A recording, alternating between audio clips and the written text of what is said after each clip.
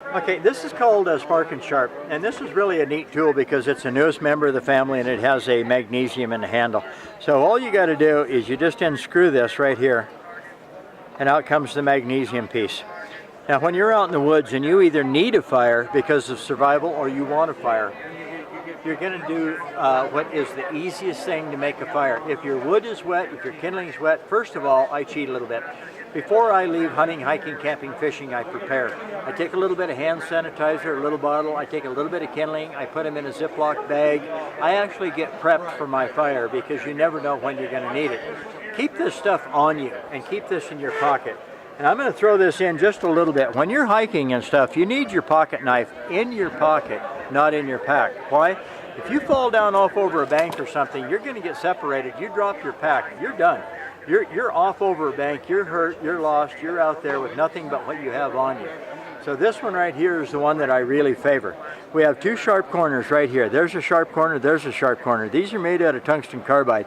If it's flat and you grind it 90 degrees, you have a sharp edge there and a sharp edge there. We take those sharp edges and we put it on the magnesium just like this. Now I've been, kind of carving on this magnesium for a while, so it's a little flat up there. Now I'm going to take it and I'm going to take my kindling and I'm going to put it down here and I'm going to put a little hand sanitizer in it. Then I'm going to get this down there and I'm going to burn my table a little bit. We just like that. That's a lot of spark.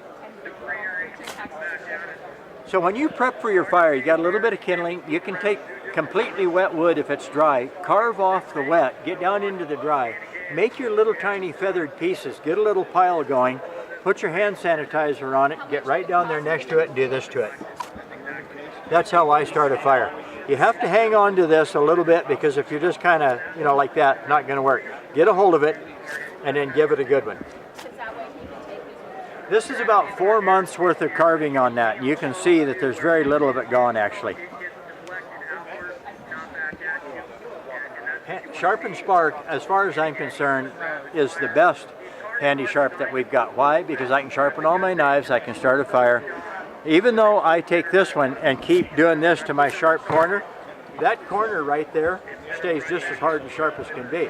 Now I'm going to put this back together and show you how I'd sharpen a knife with that corner, which is that corner right there. And you can see all the black on it from the magnesium fire starters. And I would just hold the knife and I'd start brushing, just like that. I don't come up here like that. That's not, you'll cut your finger. That's not good and you're going to press too hard. Come back about here, put about 4 ounces of pressure on it with my thumb, just a little like that, and don't push too hard. Turn the knife over, turn it this way.